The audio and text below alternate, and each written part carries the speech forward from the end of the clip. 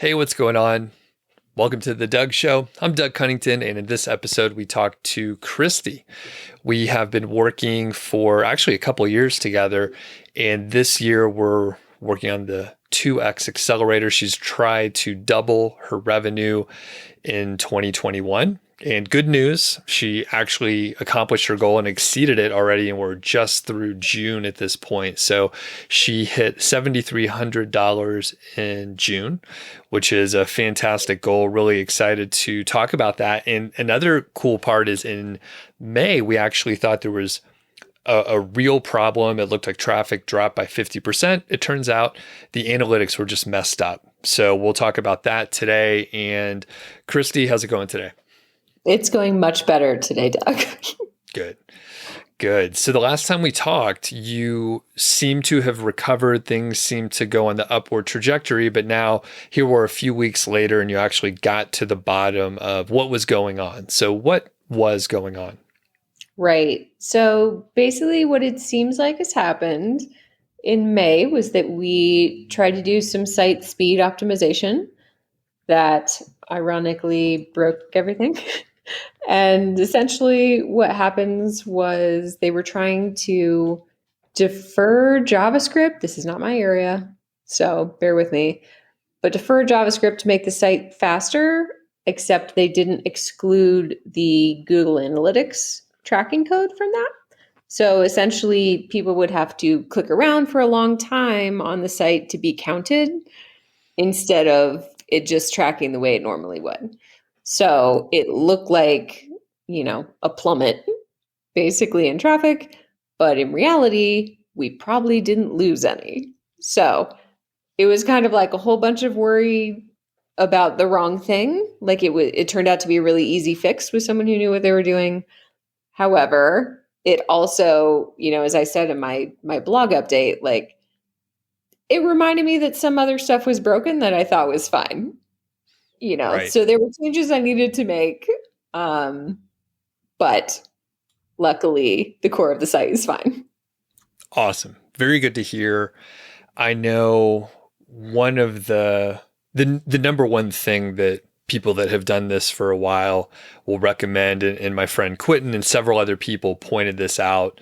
Hey, double check your analytics. Typically, if you're making configuration changes and your analytics change, but it doesn't seem like your rankings or your earnings have dropped, there's probably an analytics problem. And luckily, I, as an experienced person, also pointed that out. But thanks to Quentin, a number of the other folks who pointed it out too, you all sent emails, which was really helpful.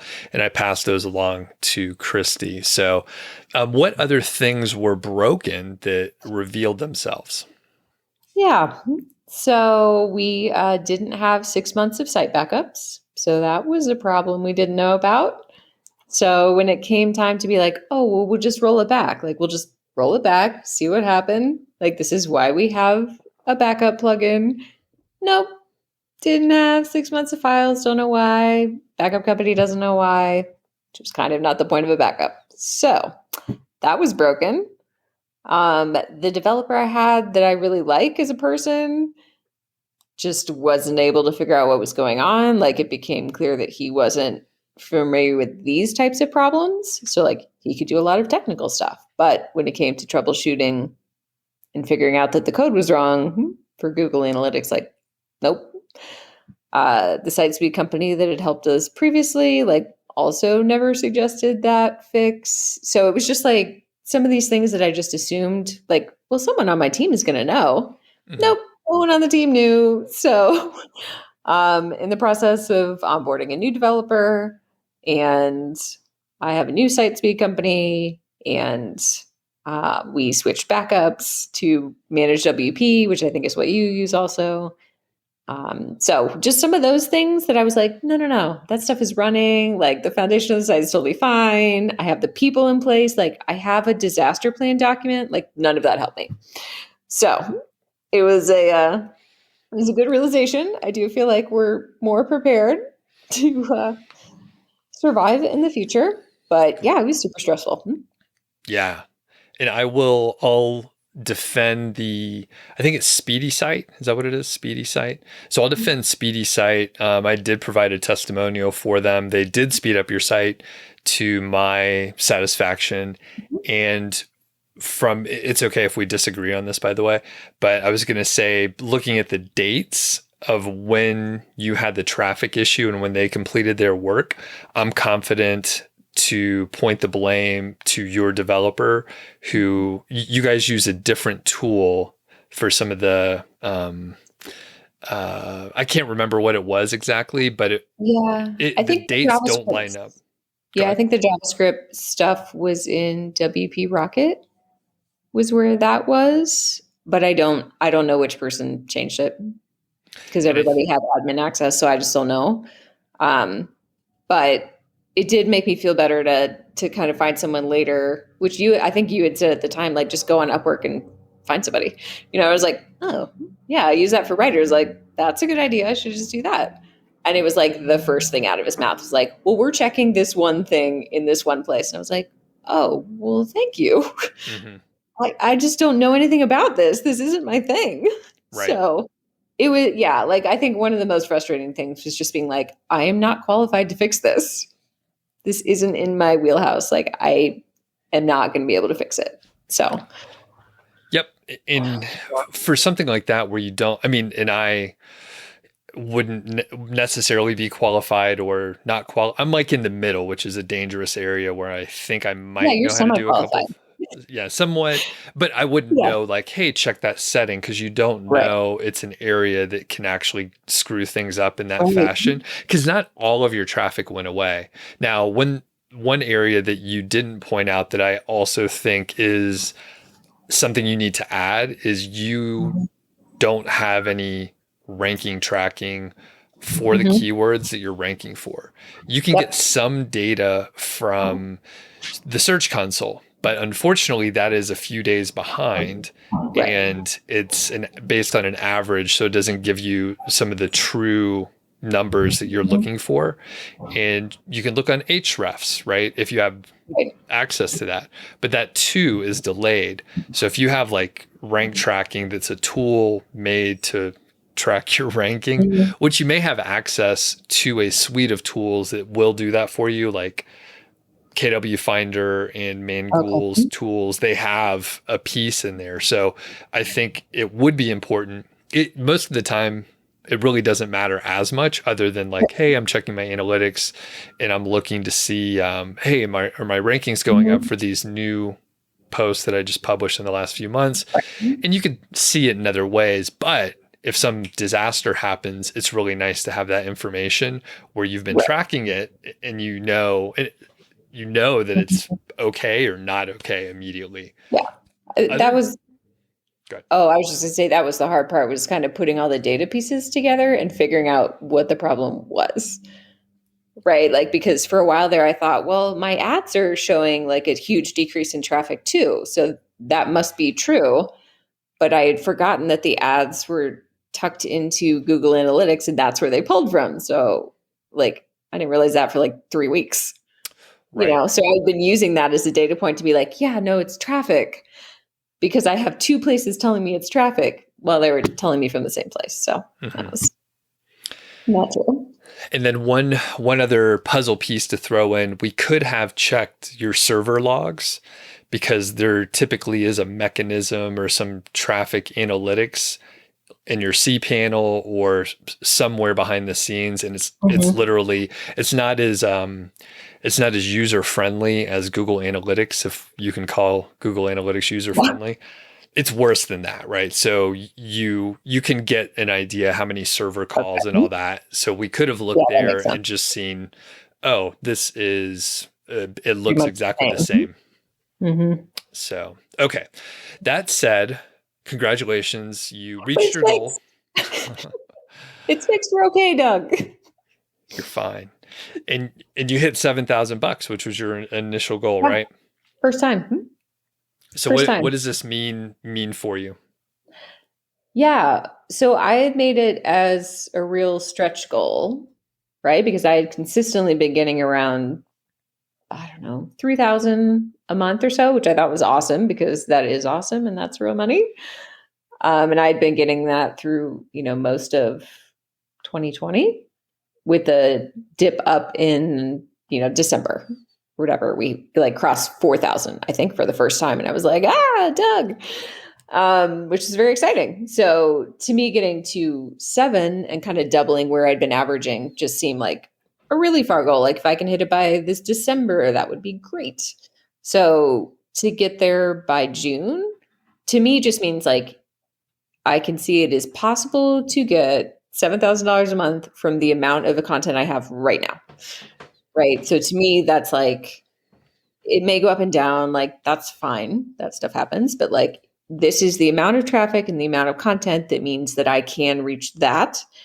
So it just gives me a bit of a baseline to be like, okay, so now I need to sustain that and see if I can do that for 6 months. And then it's time for a new goal. And maybe that's 10K a month.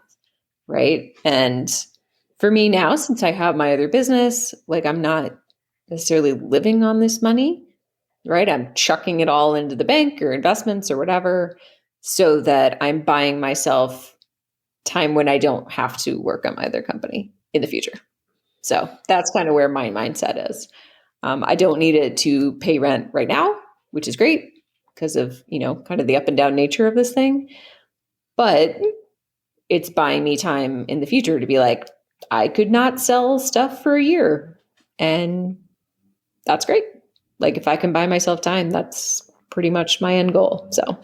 Mm-hmm. Awesome. Yeah, it's very impressive. And I feel like maybe in one of those early sessions that we had in January or February, I was like, I wouldn't be shocked if you crossed over 10K by the end of the year based on the amount of work that you're doing and some of the, I guess, things that you were thinking of doing, because those could be, really big. And we'll talk about a few of those in a minute here. But yeah, congratulations again. I know. I didn't believe you when you said that, by the way. I was like, really, no, I don't think so, Doug. It's really strange. And I mean, we did a really good job. Like the first time you came over to my house back in, I think it was like January of 2019, 18? 2018, maybe. Yeah. And, you hit your first $100, which is pretty amazing. That was within 4 months. Yeah. And you came in green. You didn't know anything about anything that we're doing here. And nope. You've seen big growth too. And that's the thing. Like you think, all right, I can't believe I got to $100. Like that's a nice chunk of change to have a little extra.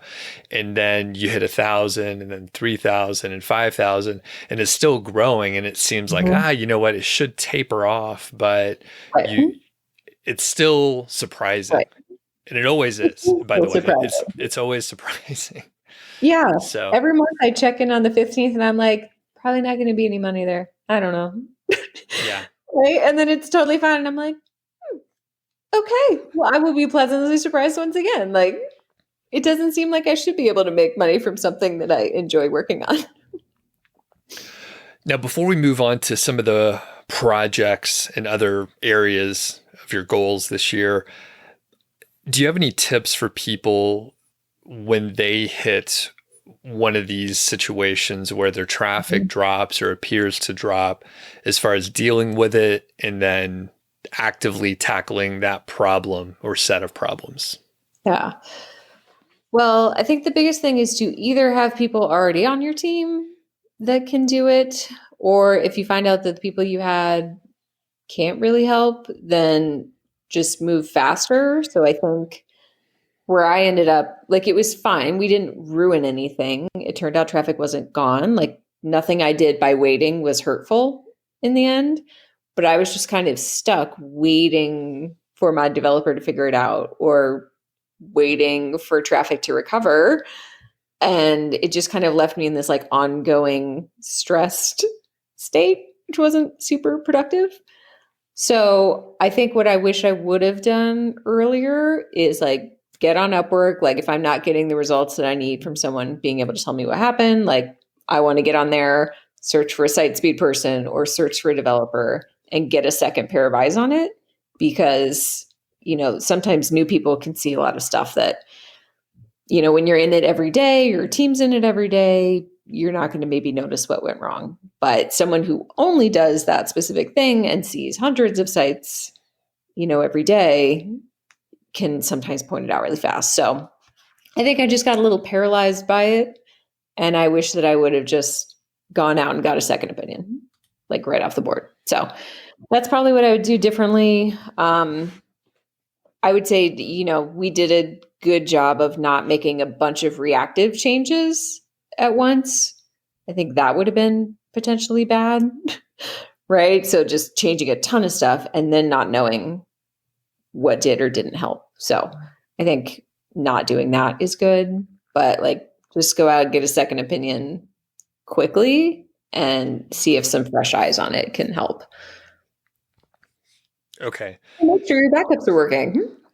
Yeah, always have backups. We emphasize that.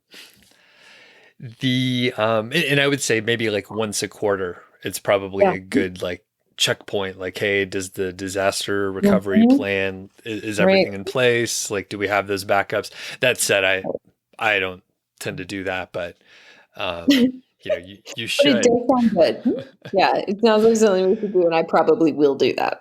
You should. And I'll throw in as well, because it turned out this wasn't related to an algorithm update, but those roll out a few times a year at least. And in those cases, I recommend even more like just pause and see what happens. And at the time that we're recording this, Google rolled out the Core Web Vitals update in like June. There was one wave, and then the second wave is in July. So you don't know exactly what is going to happen in the subsequent updates or as they tweak these algorithm updates, because sometimes there are unintended consequences in the algorithm update and they have to tweak it to, fix whatever they messed up on, or if they didn't see the desired result, whatever that may be. Yeah. So it's usually good to not overreact and make a ton of changes. Typically, not always, but typically, if you do make those many, many changes, it's probably not going to just turn around immediately. So making those changes is a little more dangerous and a bit of a gamble until you have more data. Usually, well, and I think the other thing that I would make sure my new developer is doing, which is something I mentioned like in the job description, is like keep a very detailed change log, which like I keep a general log of what's happening at the time for me, but I want to be able to go back to a developer and be like, literally what happened during these dates, and to get like a detailed list of that. So I don't know if that's common practice for developers, but for me, I think now it's like, you got to do it. Mm-hmm. And, thinking back to the corporate days, I know version control is a huge problem and you can screw everything up if you don't have good version control, which is exactly what we're talking about. Knowing the revisions, even if it's like a technical document, you have a whole change log and you know who made the changes. There's a little summary of what they were, so you can go back and roll it back if you need to, which I think in the world of like WordPress and side hustles and the fact that anyone can literally go onto Upwork and say, yeah, I'm a WordPress developer, and technically could get a job, and they actually don't know how to do any of this stuff at all. So that's a little bit scary in some ways. That said, I think basically the fact that anyone can go do it, you could have people that have really poor practices that don't know that version control and configuration management is a really important thing that you should have under control. They may not even know those words or have seen them together ever. So, and actually now that I'm saying it out loud, I'm like, oh, that is scary. You can just hire random people that kind of know how to do some things, and they make changes on the live website with 5,000 people on it every day. So, and I think that's probably what was happening. Not that he didn't know anything, but just like, I think he was making changes on the website. So yeah, like that's not great. But again, like when I hire someone that is very technical, I assume that these things are taken care of.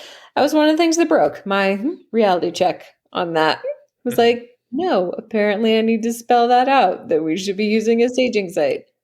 Okay, I will spell that out now. Yeah.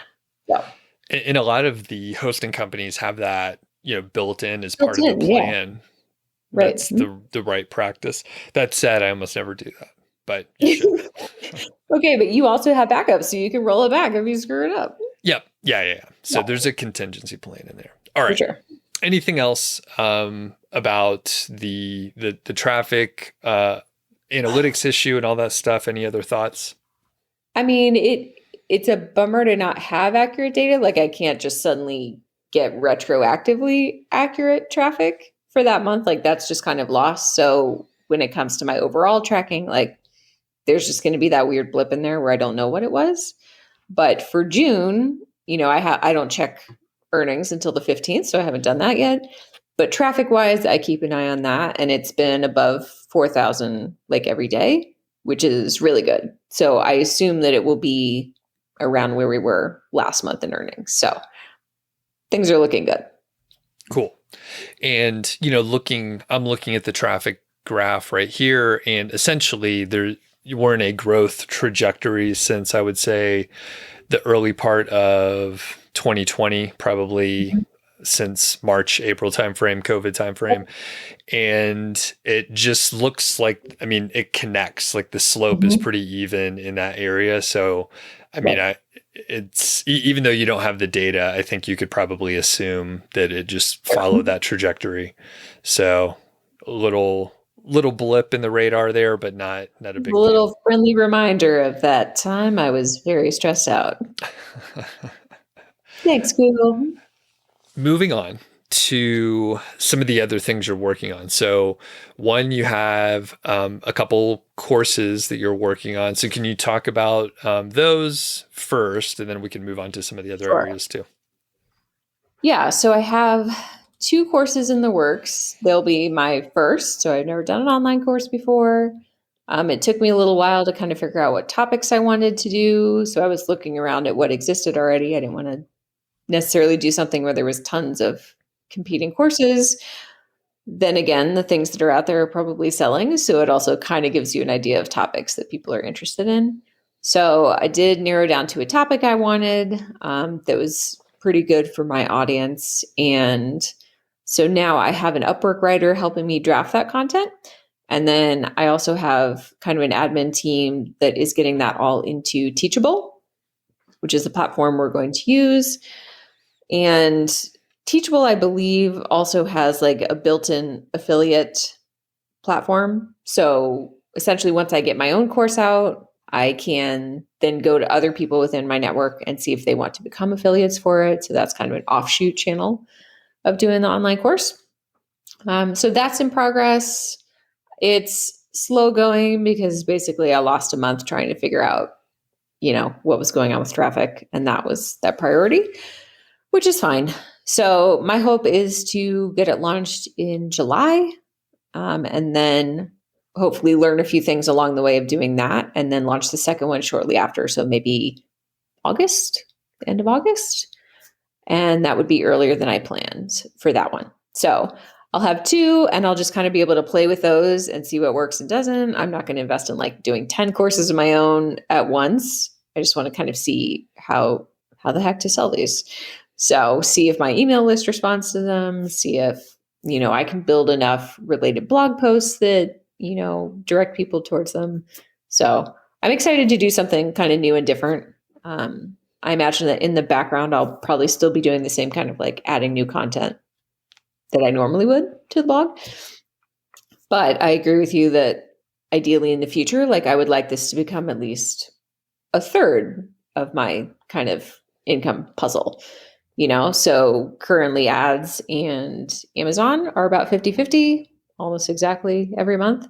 So I would like to slide in kind of my own content as a new third, just to obviously raise the income level in general, but then just diversify, kind of make it a little bit safer if Amazon changes rates or, whatever.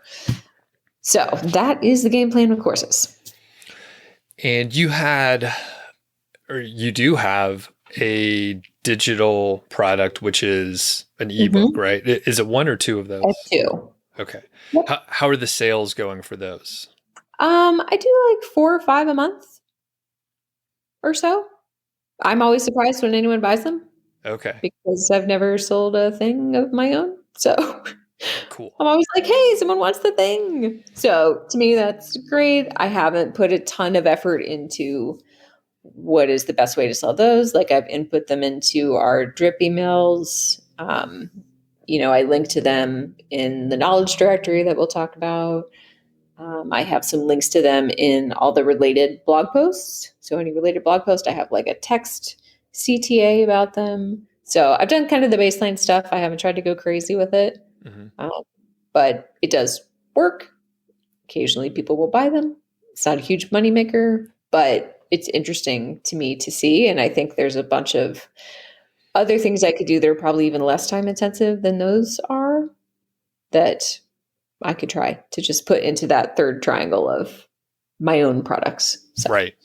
So to challenge you a little bit here, I would say I'm going to tell you it's probably going to be harder to sell the higher price courses Mm-hmm. than it is the ebooks, which are what, like $10? Mm-hmm. So, number one, have you thought about trying to figure out how to market and sell more of the ebooks? So I haven't put a ton of time in there. I launched them maybe a month before the traffic fiasco. So I kind of like got the basics done. Like I linked to them from places and then I stopped thinking about them. So no, I would say I have not put a lot of time into figuring that out. And I Okay. don't think I don't think I have like cracked the code on the email audience, which I think is a big part of selling your own products. Like I don't know exactly what they respond to. There's like 3,000 people on my list, which seems like a good number. Um, but I wouldn't say that like I could send one email and be like, I guarantee you that I'll get this amount of sales out of this email. Like I definitely don't have any sense of that. Okay. And well, I'm curious, do you agree that it will be harder to sell the bigger, more expensive courses than the cheaper ones? Yeah, potentially, though obviously you don't have to sell as many, like Hmm. if I sold one in a month, that would be notable Right. for income, versus if I make 35, $40 on ebooks, like nice to have, happy to have it. Not a huge thing. Um, so yeah, I do think it'll be harder. My goal would be to get kind of like a consistent process around selling my own products. Like if I make a new thing, here's the 10 steps that I follow. And I think that's kind of what I'm missing currently is I need to make up what that is based on what works. So I just don't have a recurring process for what that looks like. Like you've launched courses before, so you're like, when I launch a course, here's the things that I do. Hmm. I'm kind of like, haven't launched anything. Not sure what the things are. Right. So that'll be new. And we could talk about that a little bit, and I think we probably hit it at a high level, but I think you see where I'm going with it. Probably should figure out how to sell more of those smaller courses. It's a much smaller barrier to entry. How much are the big courses going to cost? A couple $100 probably. All right. So probably if someone's spending a couple $100, like they may have to think about it a little bit more. Just think about yourself, right? Spending a couple $100, you're going to investigate further. You're like thinking of the trade-offs. $10, not a huge deal. Right. So I would say you should figure out, even if you sort of like relaunch or like remarket those other courses where maybe the same people are going to see the offer again, but that's just how like selling stuff goes. And if you can probably figure out how to get the email list interested, either you'll figure out this group of people does like to buy things, which I mean, with 3,000 people, there should be a handful in there that are interested in buying something if it's a true, problem they're having an issue with. So figure that out, and then it will be easier to sell the bigger courses, or at least you'll have like the blueprint that worked for you. Right. So you have seen some of my marketing emails, but Mhm. one of the big things, and I think we talked about it before, but you need to sort of prep the audience Mhm. with like preliminary content, whether it's your content or other people's video content or even a podcast. It almost doesn't matter. It's great if it's yours, but you can sort of walk them through. You don't even have to send them to a blog post. You can just put it in the email and Mhm. get them to engage and think, oh, yeah, I have experienced that sort of issue. And then you can agitate them and Mhm. you like really demonstrate like, hey, this is a problem. And, here's a story. Here's my story of how I struggled with it. And then, oh, here's a suggestion on how to solve it. And you can do that Mhm. all in one email if you want. A lot of people will split it up into 3 emails where you offer up the problem and people Mhm. identify with that problem. You Yeah. agitate it a little bit and really make them think about it being a problem, and then offer up not the full solution, but a portion of getting them to move in the direction of the solution, which your ebook or Mhm. course will solve. So Right. that's the main idea. And people will format it in different ways. You may have seen like the launch, the Jeff Walker launch, and they have 3 videos, and it's a very Okay. specific recipe of that. And there's, like I said, there's a lot of ways to do it. I mean, you can do it all in one email. You could do 3 videos. You could do 6 videos if you really wanted Right. to break it down. As long as those ideas are hit, then you're guiding Okay. the potential buyer in the right direction. So, Would you, so when you're doing it with your email list, and I already have like a welcome drip campaign, right? Do you make a separate campaign that's completely different from that? Or am I putting this like at the end of my welcome drip? Or, like let's say I launch my course, are you just periodically sending the same group of 3 emails to everyone, or you're yeah, tacking it on to your existing like drip sequence? don't tack it onto your existing drip sequence, because the drip sequence is a great way to automate something. But if you don't know Mhm. what you're doing, automating something is a good way to just like scale your mistake Mhm. in a way, and to just Right. amplify the fact that you don't know what works. So Right. when people are like, hey, I'm going to do an evergreen, I got to do this evergreen funnel to sell my whatever, and Mhm. they haven't figured out how to launch, they're Mhm. just scaling an inefficiency, which is Okay. just it's a bad Yeah. idea, right? It sounds like a bad idea. Yeah. So you can format it however you want, and it's sort of like technical or terminology within the tool that you're using. But Mhm. basically, yeah, send the 3 emails to everyone Mhm. except the people that have purchased it if you have the ability to not Okay. send it to them. But it Yep. turns out, right, it doesn't matter. Like if you send it to them again, Yeah. they may not even open the email. They're like, "Oh yeah, what is this? Oh yeah, I bought this course. Cool." They like your brand. They like what you're doing. So if they don't want to, get those emails, they can just not open them. Right. It's not the worst thing. And I struggled with this because there's technical solutions to make sure you don't send it Sure. to certain people. And then one thing that I ran into is people use different email addresses for their purchases Right. versus what they signed up for your email list for. So I would do all this work to maybe filter out Yeah. 1% of the people that I wanted to send Right. emails to. And then half of those people, it's not half, but a lot of those Yeah. people used a different email address, and you just end up like trying to optimize for this one little tiny group, and it really didn't matter that much. So as time Yeah. went on, I've simplified things, and i'm I'm happy to be less stressed out and have all these Right. little, basically those pieces will break. That's the other thing I ran into. So with the tech stack, it should work a certain way, but things will break as the tools change, as things move around. So my optimization was a complete waste of time, and it stressed me out. It was hard to figure out, and it didn't work that well. And then it would break in the future. So I just realized I'm better off as a person, just having Right. a Right. sloppy implementation. It's not that sloppy, but I Sure. mean, one could try to optimize it. But the tools, even if I use Kajabi, and Hmm. even if it looks like everything is supposed to integrate perfectly, every single one of the tools or tech stacks you could piece together, they're going to have some gaps where it not only doesn't work how they designed it, they may just say, we're not covering that use case at all. So you're just kind of stuck. So anyway, Hmm.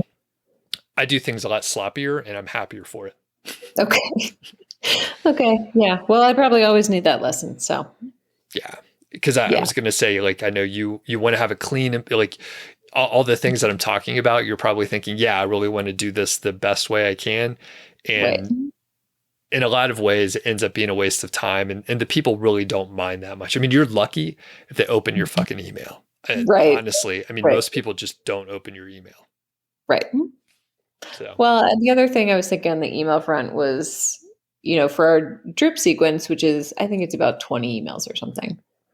Um, and it just covers like the basics of the site and kind of topics that new people would want to know about, or, the knowledge directory, things like that. But I keep those like pretty, I don't know, I would say like buttoned up. Like it's more like topic focused. There's not a huge personal element to any of those. And I just feel like probably for the courses, I should switch the vibe of those emails to be more storytelling. And that's just not what I do, because I kind of don't want, I don't know, in general, like I don't want to be the website, right? Like I'm not trying to sell my personal brand kind of the way that you do, right? Like what you're selling is your knowledge, and what I'm selling is like a bunch of other people's knowledge. So I've steered away from that a little bit, but I think probably with, if I was doing 3 emails about a course, I should probably include some actual personal stories and make them more conversational than I do in a drip sequence. It's kind of my gut. okay. Yeah. I I think so also, just in a general sense. And, Mhm. thinking of, it doesn't have to be you specifically. Like you can tell stories about other people, but the narrative is helpful. I mean, Mhm. all the marketing and selling, I mean, when it comes down to it, it works best if there's a story and narrative and like people behind it versus like just a newsletter where it looks like it's a corporation or something. Right. Okay, cool. So overall, I think, figuring out how to sell the ebooks is going to be a really good prerequisite to sell the more expensive courses. And you're 100% right. It's, you only have to sell a fraction of those other courses to make up for, Right. 20, 20 of the Right. ebooks. Now, one thing that you dropped in there, which I think can be really effective, is working with affiliates. Mhm. They potentially could be able to sell your course for you. Maybe they're really good at selling. But the thing is, if you know how to sell it already and you could provide them with some of the marketing Mhm. materials, it'll be really helpful for them. So if they're throwing it in their YouTube video, they can kind of cover Mhm. things in a way that you've already discovered. These are the great selling points of this course. People really connected to these pieces. Right. Agreed. So now I'm trying to think if there was any other like digital products you're working on, any other pieces of that. Not my own digital products. I would say I have some general questions about the knowledge directory project that I have going, if you Yep. want to touch on that yet. Yeah, let's do that. But Okay. before we go on, several people were actually asking me, "Hey, what's the knowledge directory?" Because you've branded it that way, Mhm. which is nice. But what is it really? Sure. So basically, it's my way of highlighting other influencers in my niche, other experts that already have courses. So it's basically a course library where I'm an affiliate for all of the courses inside of it. So instead of waiting to have any courses on my site, because that takes a good amount of time to do, instead I reached out to, I think it was 30 or 40 folks that had great courses on a bunch of different topics, and was basically like, hey, depending on the platform you're using, like Teachable or Kajabi or whatever, almost all of them have an affiliate built-in functionality. So I'd love to be an affiliate and list you in this directory. And so that's basically kind of a way for me to get more courses to people on a variety of topics that I'm never going to make a course about, right? So like I'm never going to probably make anything related to the courses I have out there right now. So everyone was delighted to do it. Like I was really pleased with the response. I didn't know if anyone would want to do it. But for them, it's also, there's no downside. Yep. Right? There's zero downside to doing it. So I was happy that people recognized that and wanted to be involved, and they're really excited about it. So I do want to be selling their stuff, and kind of obviously it's good for me to sell it, but it's also like I want to make sure I'm doing a good job being an affiliate for them. So that's kind of what it is. It was, how can I sell courses when I don't have any courses? Mm-hmm. And this seemed like a really good way to do that. So, yep. Okay. And just the one sentence answer is it's a list of digital affiliate products that you're trying to sell. So right. Like I said, people got confused, knowledge centered, knowledge directory. They were like, what is this? Is it like a big thing? No, it's just a list of courses. That's it. Super simple, same business model, just digital products. Okay. Yep. What are your questions? So we do occasionally sell things through there. Like I've done fairly little to promote it because again, like the traffic plummet happened shortly after, and, you know. So like it's in a sidebar. We added drip emails to our sequence about kind of consolidated topics, and then would nest blogs and related courses underneath those. I have the occasional like text CTAs about them in different blogs, but in general, like I haven't found or even really tried to make at this point a winning formula for selling other people's courses. And I think where I'm struggling mentally is, you know, I can send people clicks and I can see that that is happening, but I can't make them want to purchase once they get to someone else's site, right? Like I have no control over someone else's sales page. So are there other things that I should be doing, you know, on my end to increase the likelihood that they buy? Like, how do I maybe prime that person to be in more of like a buyer's mindset by the time they hit someone else's sales page? Because I think that's really the only part of the process that I could influence. Okay. And have you seen this work in like other industries, or you like get the impression that it is working? Made it up, thought it sounded like a good idea, thought I'd do it. Okay. And I think it is, I mean, we talked about it. It's a good idea to sell other people's courses to sort of like test the market and test your audience. And, you know, one advantage, right? If you study affiliate marketing, people will say you can sell other people's stuff so you can see what the market likes. And then you could create that product, whether it's physical, digital, whatever. You can understand like what's working and what's not based on real sales volume and all that stuff. So what is on, so we have the knowledge directory and it's a list of available digital courses. So what's the intended flow? Like what do you want to happen, starting with where this traffic comes from? Right. So currently it's, you know, a graphic on the sidebar. They may stumble upon it from the main menu. Part of the issue, I think, for me currently, which is on the wish list for the new developer, is that I don't have a ton of control over my homepage content, right? So like the theme is like, here are your 3 options. And it's pretty much like, we list the blogs.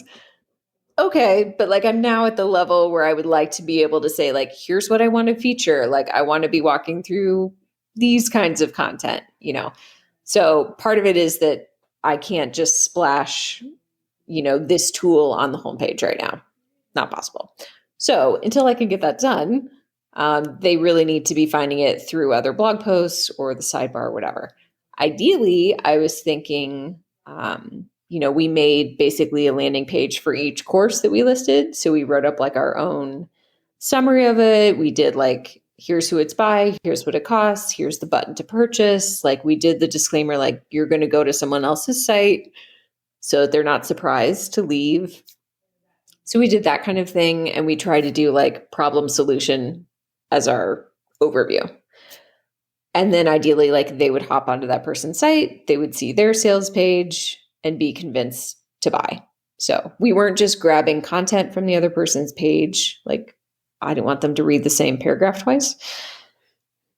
But I don't know if that's like the best way to do it, or if it's just a matter of like, I just need to get more of my traffic to these pages. And then, a portion of them will convert.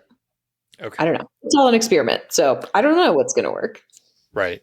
And before we started recording, one of the big things that I pointed out is the intent of the visitor, like where are they at in their mindset? And you can think about this in like any sales capacity too. So if I was just, I was walking through a car dealership for some reason, you wouldn't casually walk through. But if I actually wasn't interested in buying a car, then the salespeople should just listen to me when I say, hey, I'm just like walking through to the sales department or to the parts department or something like that, because I'm just not interested. So you may just be having the experience where it's like casual people are looking at the content, they're just curious. And then when they get there, they see that they had no intent of buying anything at all. So that's a big thing. And when we looked at the landing pages and the directory, it really is set up like an e-commerce shop, not on an e-commerce platform, but it really is like, all right, you click on this product, there's a short description that's maybe 200 words or so, and then you can go click a button and then hit the sales page over there. So from that perspective, if I landed on an e-commerce shop and I wasn't interested, I was just like gathering information or just browsing around, then I wouldn't make the purchase either. So it kind of makes sense. All that to say, if you have the right visitor who's thinking, hey, blank course review, and that's what they search for in Google and they landed on the page, then yeah, sure, they may go check it out. So all that said, one thing that you should take a look at is where the traffic is coming from that is going to anything within the knowledge directory, especially the people that are clicking out to the site, because that's one step further. They didn't just land on it. They thought, oh, I actually do want to learn more. So, and just to make sure you haven't investigated that, right? I haven't done like really anything beyond like get the links up on the site. Like that's as far as I've gotten. Okay. So yeah, check that out and see what you can come up with. Now, I know you mentioned, I think you mentioned in while we were recording, I can't remember, but I think you have in your email sequences some content related to the topic that a course may solve. So you may say, oh, here's a blog post. If you want to go deeper, here's a course. So you actually are marketing in your email list, but that's correct, right? Correct. Okay. So in same situation with that. So it's probably someone who is interested in that topic because they saw the subject line, they read the email, but it doesn't, just because they're interested doesn't mean that they're thinking, hey, I want to spend $100 on this course or anything. So a little bit of a disconnect there. Now, do you know if there's any search volume related to some of the keywords or anything like blank course review? Are there any people searching for those things? So I haven't looked that up yet, but that's where I think I could have some fun, dork fun, but have some fun on the SEO front of, maybe finding some long tail keywords that are pretty low hanging fruit and making either a blog post about that really features that course, or, at least just mentioning a couple of courses around that topic. But there may be things that, those actual course providers are not even targeting. Like a lot of times the course people are not SEO people. So it does seem like I should use my strength of the SEO research and, how Google plays to maybe get more of the right kind of traffic there. So I haven't looked at that, but I want to, and I think that's a good idea. And just, I know what your site is, but other people don't. Mm-hmm. So I was going to say it might be, one of those where the search volume is going to be non-existent. And maybe it's the case where you just look at the most popular course creators and just, preemptively like write whatever the course is with a review, and you have that review out there. There's a good chance there's absolutely zero other content on the internet targeting it at all. So if anyone searches something even close to it, you're going to rank, and it probably can just be like 500, 800 words. Like it probably doesn't need to be that long because it's so obscure. So here's my question, my follow-up question on that is like, if I have 40, I think we're at like 40 courses, I have not taken them all, right? So what kind of review post would I write that is authentic without being like, or do I write these people and be like, hey, can you give me access to your course for 2 days so that I can write a review about it? Or, what should I do for that? A couple ideas. One, you can ask for that access. And I think, depending on who it is, they may hesitate. Now, I'm cynical. I don't trust people in general. So when people have approached me in the past and I don't know who they are, I tell them, usually no. I'll ask like, oh, well, how do you plan on marketing this? And I'll like go a little deeper to find out if it could be a good relationship. Or if it's just a random person who wants the course for free. Now, the good part is you have a lot of like brand equity that you've built up over time. And the people may even know who you are through other people in the industry. And we talk with each of them, like we have a conversation with them. Perfect.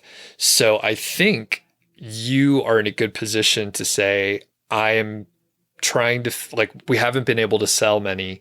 I want to write a deeper review about your course and I would love to have access. And I know this is an unusual request. And I think because it's not internet marketing that I work in, people will be more receptive. Especially, I mean, you're saying, hey, I want to try to figure out how to market this. And I would focus on like maybe the 5 most popular people.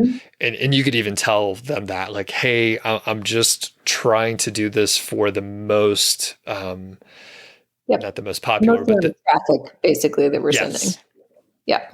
So I think that could work. And, worst case scenario, they say no. And then you've already, you just go down the list and get the next person or so. And you're also saying, hey, I just want it for a couple days. Like I'm not trying to just get the course for free. I'm trying to do this for marketing. Well, and I had one course provider reach out last week, I think, super sweet note being like, hey, we've seen that you sent, this amount of clicks, but we haven't had any conversions. Is there anything you think we could do differently?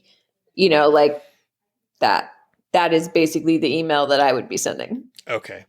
Perfect. To those people, So, and I think there may just be some other room to play with keywords like you'd mentioned before of like 5 best courses for whatever. Right.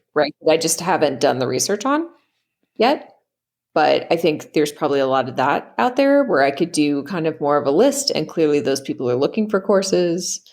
So they should be in more of a buyer's mindset. And I just thought of something too. So even if people aren't searching for, best blah, blah, blah courses, that could be something that would be shared or pinned or something like that. So from a social media standpoint, like that could actually work. Okay. Right. And that makes sense to me. Like someone would see like best, I've been, actually quick quick tangent. So I've been playing guitar more and watching videos and stuff. And some of the marketers in the like any instrument space, they're amazing. They do a really good job. And there's actually a guy in Bozeman named Tony Policastro. And he used to work at this shop called Musicville.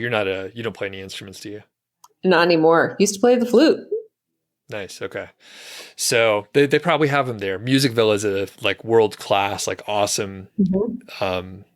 There's a lot of guitars there, but there's also other stuff. Anyway, this guy, Tony Policastro, has like this community. I don't know how many members, but I actually signed up initially because I could tell they had an awesome sales funnel. So I wanted to see the sales funnel. And it's the same stuff, right? So a lot of times I'll just give examples, and it's because I've seen the same sales funnels work across like any industry. It doesn't matter. It's the same kind of emails and all that stuff. Right. But anyway, I forgot part of what we were talking about at all. But, well, seeing someone's example, yes, so that I could follow it like a template would be ideal.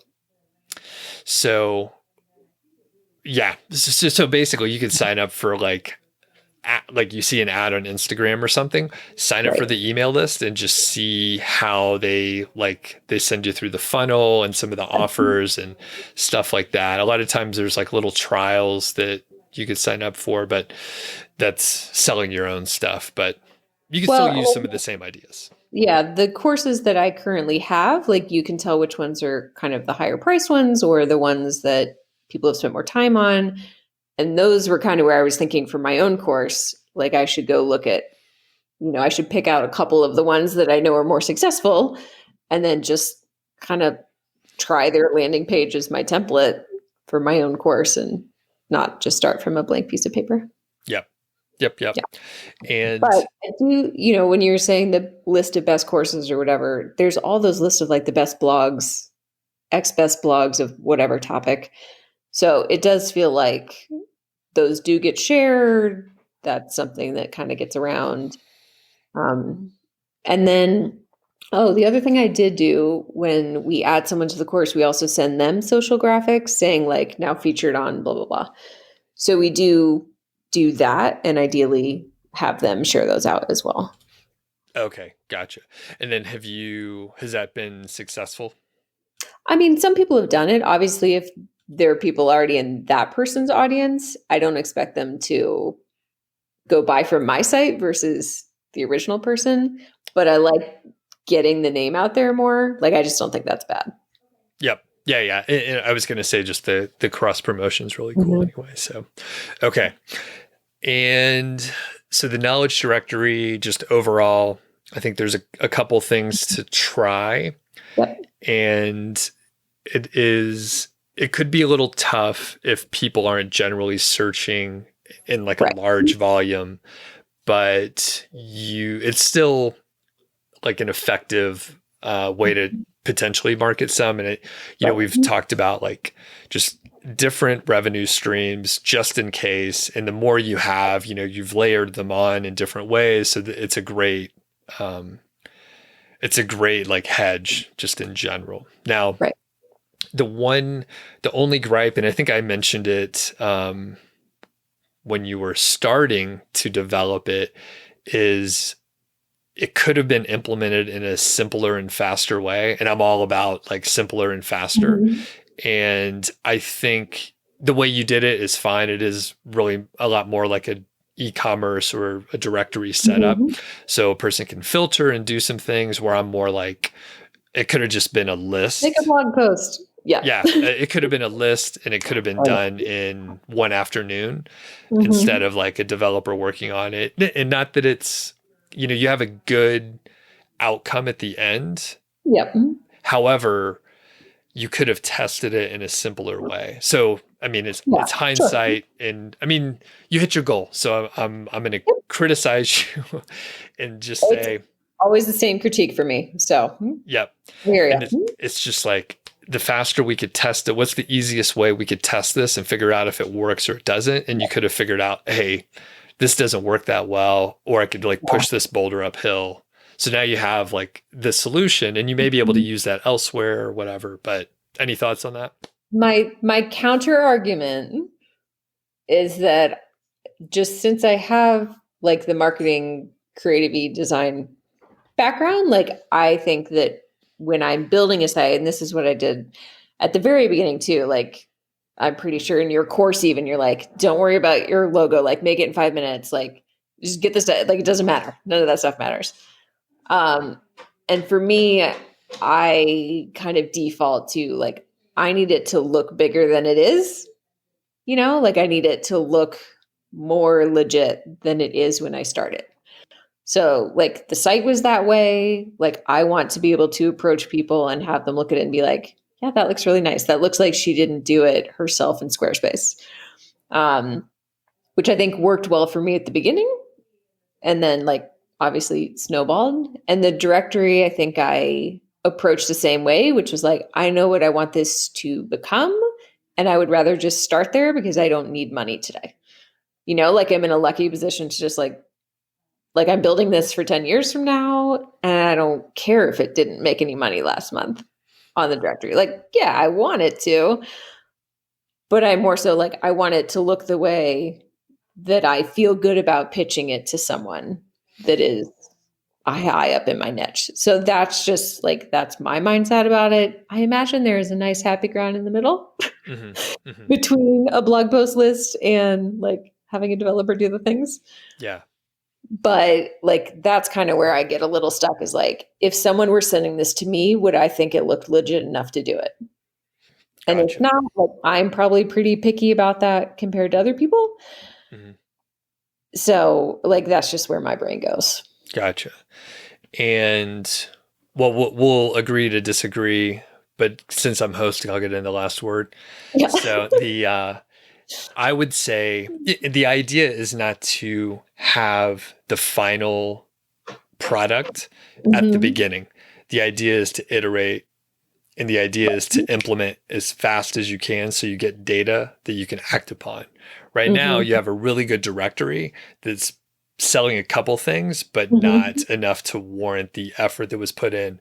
So again, you can iterate. So once it showed promise, you're like, oh, I'm figuring out how to sell some of this stuff. Then you could come back and say, all right, let's spend some more time on this and let's get the developer to do it. And yeah, it's really just like, how can we get feedback as quickly as possible? Because if it doesn't work, then, or you realize, you know what, this other stuff is actually working much better. Let's just scrap this thing. I don't even care about it anymore, which I'm doing more and more of. So, sure. Yeah. Well, and I imagine that, since we were able to hit kind of that double number by June, then that gives me a little more leeway for the next 6 months to be like, okay, I just need to sustain that. I mean, it's an artificial goal anyway, but in my mind, like I just need to sustain that.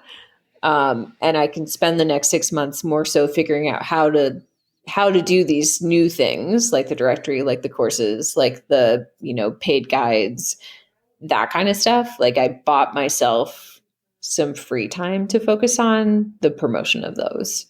So, instead of being like, well, I need to have those making money right away, I have a little bit of time to be like, well, now I'll figure out what works, what doesn't, how to get my email people buying stuff, So I think that's probably where the second half of the year is going to be. Yep. And I was going to say, I think, the big focus is figuring out how to sell the stuff that you have. So starting with the ebooks and then moving on to the courses, throw in the knowledge directory courses as well. And I think, just having the products to sell is only about maybe 25% of the work. And like figuring out how to sell it is so much more. Yep. Well, and I think the buyer's intent, like either creating it from someone who didn't have it when they got there, or bringing in different people who already are in that mindset is going to be the biggest thing. And that's just not something I've put time into yet. Right. Yep. So any other questions or thoughts about the last month or so?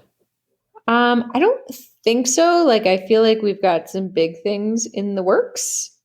So I'll probably have you look at my course, the first one, and just give it a glance before, I throw anything out there. I'll probably circle back with you about what is just a general course launch that I could follow. Like, what general steps should I be following?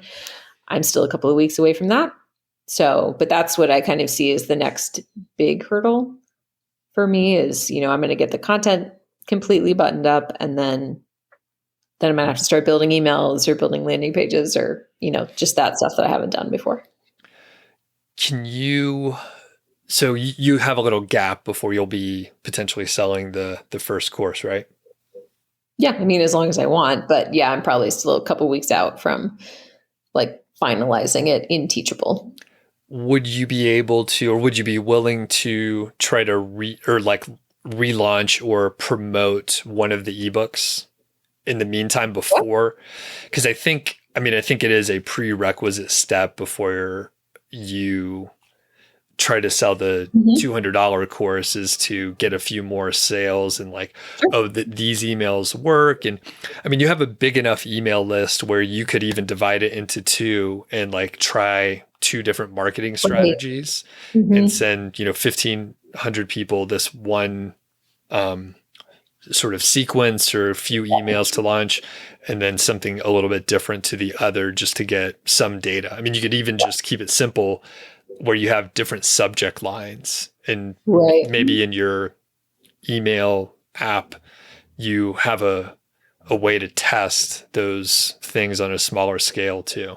Yep. So yeah, overall, the point is we got to figure out how to sell a couple things first and just be more comfortable. Like, all right, these worked. We could shorten it. We can lengthen the emails or something like that. So, yep.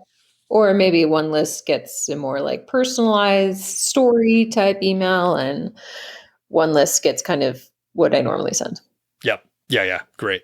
So I think that'll be critical. And then you can maybe pause on, or I guess promoting the course in July specifically, because at the time we're recording this, we have a couple weeks left, so it may take a few days to pull together those emails and maybe do early August instead. Yep. Yeah, I mean, it's all arbitrary. So whenever we feel like we should do it, that's when we'll do it. Nice. Okay. Cool. Well, congrats again on hitting the 7K mark. Yes, we've recovered. We're pressing on. Awesome. All right. Well, we'll talk to you soon.